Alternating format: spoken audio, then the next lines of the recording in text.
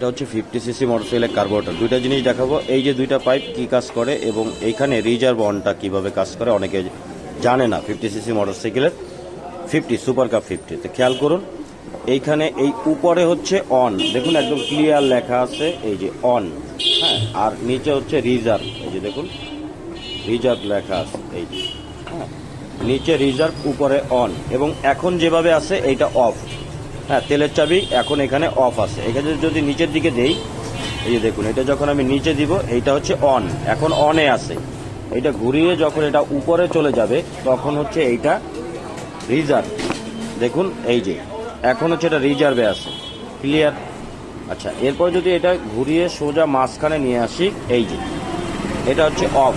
এটা হলো 50 সিসি মোটরসাইকেলে, খেয়াল রাখবেন আমি হোন্ডা সুপার কাপ 50-র কথা বললাম। আচ্ছা, এটা দুইটা পাইপের ভিতরে কি কাজ করে, এই যে পাইপটা আছে এই পাইপটা হচ্ছে কার্বোরেটরে তেল ইনপুট হয়, মানে কার্বোরেটর তেল আসে, আর এইটা দিয়ে ওভার যে তেলটা আসে সেটা ফুয়েল ট্যাঙ্কে চলে যায় বা কম্প্রেসারে যখন তেল আসে তখন ওভার তেলটা এটা দিয়ে ট্যাঙ্কে আবার রিটার্ন চলে যায়। এই হচ্ছে এই দুইটা পাইপের কাজ, উপরে ইন, নিচে হচ্ছে আউট, ফুয়েল ট্যাঙ্কের দিকে চলে যায়।